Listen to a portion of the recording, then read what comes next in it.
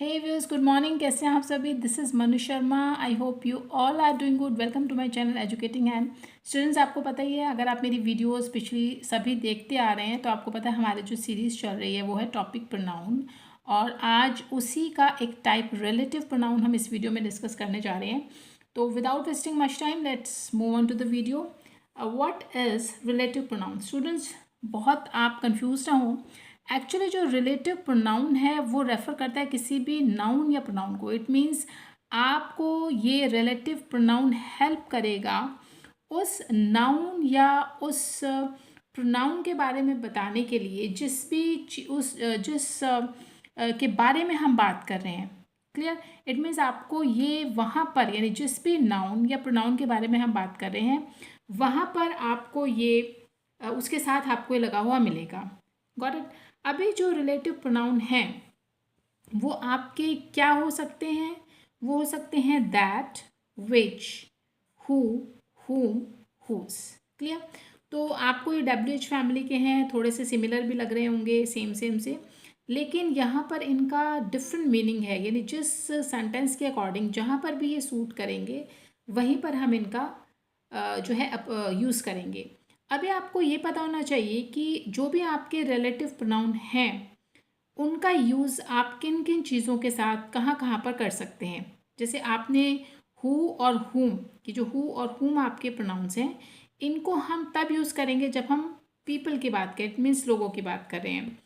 Who का use हम कई बार तब करते हैं जब हम अपने पेट एनिमल्स की बात करते हैं।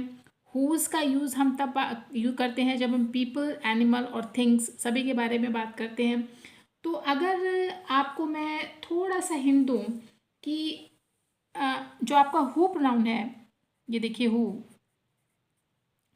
यहाँ पर इस आप अगर इसकी हिंदी सेट करें, लगा के चलें, तो जो, जिसने, यानी अगर आप किसी भी सेंटेंस को हिंदी में ट्रांसलेट करते हैं और वहाँ से अगर आपको कुछ ऐसा मीनिंग निकल के आ रहा है कि जो, यानी Jack who, Jack is a boy who, मतलब जैक के बारे में बात हो रही है, जैक जो। जब भी आप इसकी प्रैक्टिस करेंगे तो आपको बहुत अच्छे से क्लियर होगा। यहाँ पे जस्ट मैं आपको हिंदी मीनिंग बता रही हूँ कि किस तरीके से आप इनका यूज़ करेंगे अगर इस तरह का मीनिंग निकल के आ रहा है। तो हु का जो हिंदी में अगर आप यूज़ करेंगे जो, जिसने, इस तरह की अगर आपका जो सेंटेंस है वो बनता है तो आप वहाँ पर हु का यूज़ करेंगे। अगर मैं हुम की बात करूँ, हुम, तो आप यहाँ पर हिंदी मीनिंग लगा सकते हैं जिससे, जिसको,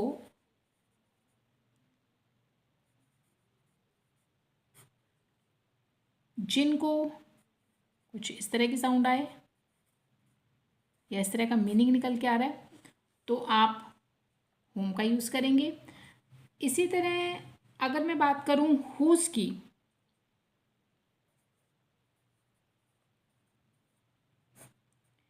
हुज़ के लिए भी आपको जिसका, जिसकी,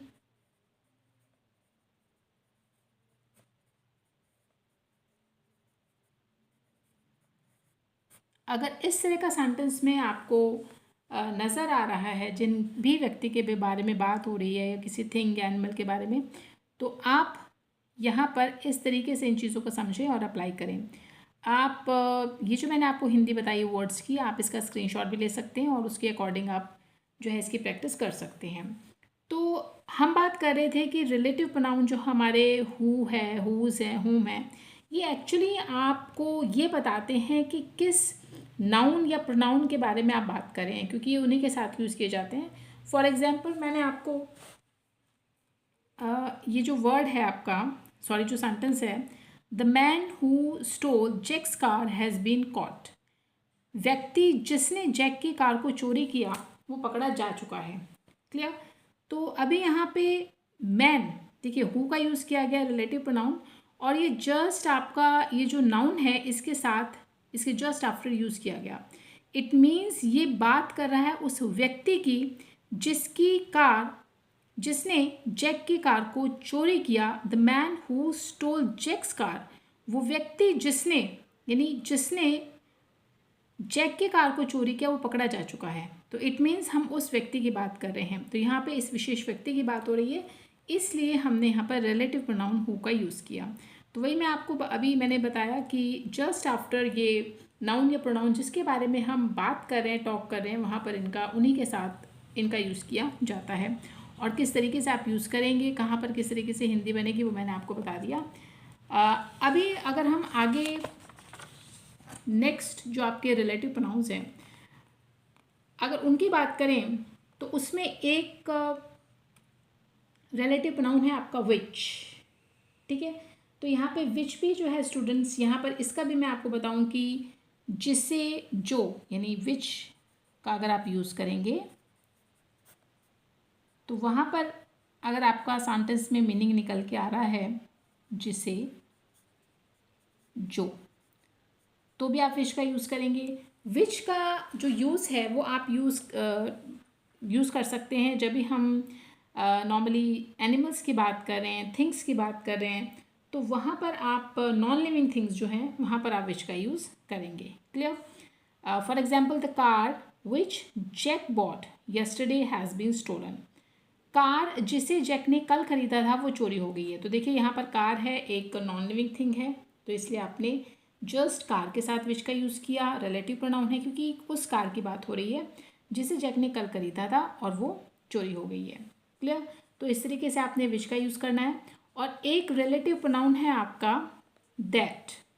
ये देखिए, दैट का यूज़ आप करेंगे जब भी आप बात कर रहे हैं पीपल के लिए, एनिमल के लिए या नॉन लिविंग थिंग्स के लिए, वहाँ पर भी आपने दैट का यूज़ करना है। तो अगर मैं इसकी हिंदी की बात करूँ तो वही, जब भी आपको मीनिंग निकल के आ रहा है, अगर सेंटेंस में जो, जिसने, जिससे, जिनको, तो अगर इस तरह के मीनिंग्स निकल के आ रहे हैं वहाँ पर भी आप दैट का यूज़ करेंगे। फॉर एग्जाम्पल आपको यहाँ पे सेंटेंस गिवन है, the car that met with an accident was worth over $50,000। Car जिसका कल एक्सीडेंट हुआ वो $50,000 से भी ऊपर की उसकी कीमत आकी जा रही है। तो यहाँ पे देखिए नॉन लिविंग थिंग है, कार है, उसके लिए भी हमने दैट का यूज़ किया। तो इस तरीके से मैंने आपको बताया जो या जिसका कल एक्सीडेंट हुआ, तो इस तरीके से आपने दैट का यहाँ पर यूज़ करना है। तो किस किस डिफरेंट सेंटेंसेस में किस किस तरीके से आप यूज़ करेंगे रिलेटिव प्रोनाउंस का, ये और ज़्यादा आपको क्लियर होगा जब हम प्रैक्टिस एक्सरसाइजेस को सॉल्व करेंगे। लेकिन यहाँ पे क्लियर मैंने आपको बता दिया कि किस तरीके से आपने हिंदी को समझते हुए रिलेटिव प्रोनाउन की और उनको किस तरह से सेंटेंसेस में प्लेस करना है, वो यहाँ पे क्लियर हो गया है। और किस रिलेटिव प्रोनाउन का किस व्यक्ति या किसी नॉन लिविंग थिंग के साथ या एनिमल के साथ यूज़ होगा वो भी आपको बता दिया गया है। बाकी का जो आपका ज़्यादा जो आपका क्लियर होगा टॉपिक, वो होगा जब आप प्रैक्टिस एक्सरसाइज को सॉल्व करेंगे, और वो सॉल्व करेंगे हम अपने नेक्स्ट वीडियो में। तब तक के लिए गुड बाय।